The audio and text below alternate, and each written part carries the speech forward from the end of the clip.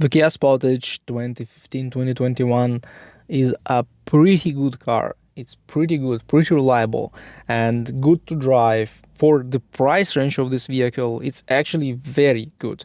But there are some common problems, and in this video I'll focus on the problems. And please understand that I'm focusing on the problems. I'm finding some issues in this car, and it doesn't mean that I think this car is bad. I think this car is good, but you need to pay attention to several problems that it has. And first of all engines in this vehicle are pretty good, but there are GDI engines, a lot of GDI direct injection engines, and you need to understand that they all have one common problem with the carbon buildup on intake valves. I will not tell you about the nature of this problem a lot because a lot has been said on the internet. You will just need to understand that sometimes these engines will need professional cleaning of the intake valves.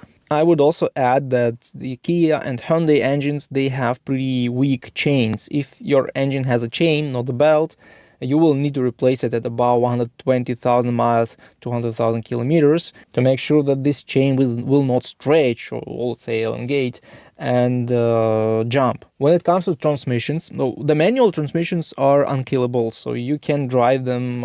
I think the transmission will survive longer than any other part of your car. But the automatic transmissions, conventional automatic transmissions with the torque converters, they are pretty okay. They are good. You just need to change fluid and filters on time, and there are no major problems with these transmissions if they are used and serviced well. But the 7 DCT transmission is the one that caused the majority of problems with the Kia Sportage vehicles. This is the 7-speed dual clutch automatic transmission. So basically this is the manual transmission with 2 sets of clutches, and this clutch is very expensive and very unreliable. At about 100,000 miles, 150,000 kilometers, you will replace the clutch pack and a lot of other parts, and the repair of this transmission is very expensive. It starts skipping gears, it starts slipping, it starts the brain starts malfunctioning at a certain point, and these transmissions are known to be very bad for towing anything.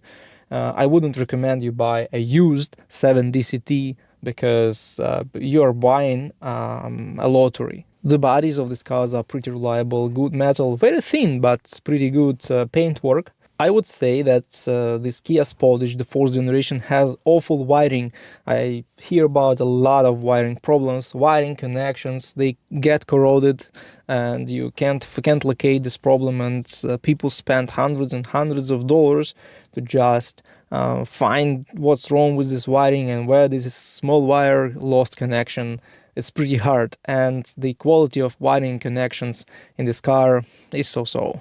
If you have the push button start, there is a problem with the steering lock. The steering lock is automatic, it has this special motor for locking the steering wheel, and this motor fails in almost all cars at different mileage, and it's quite complicated to even diagnose it sometimes. And the part itself is pretty expensive, so replacing it will take some money out of your pocket. I would also add that there are common problems with the catalytic converter in these cars.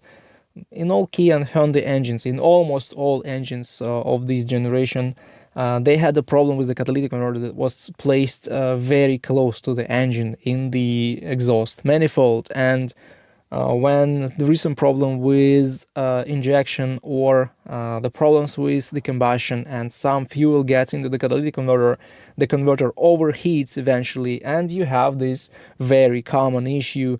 The catalytic converter falls apart and starts throwing very tiny ceramic pieces into the engine, and this destroys the engine. It scratches the cylinder walls, and in the end the engine may die if you don't pay attention to the check engine lights and don't stop your car when this happens. So I would say this is a very common problem with actually all, not just Kia Sportage, but all Kia cars of these years, 2015, 2021. After that, they fixed it. They had different types of catalytic converters, but in this generation, this is a huge problem that you need to remember. Other than that, there are no major issues with these vehicles, and even the problems that I described, they mainly start torturing you when the car reaches 100,000 miles and more, and these cars can actually go about 200,000 miles without creating a lot of problems.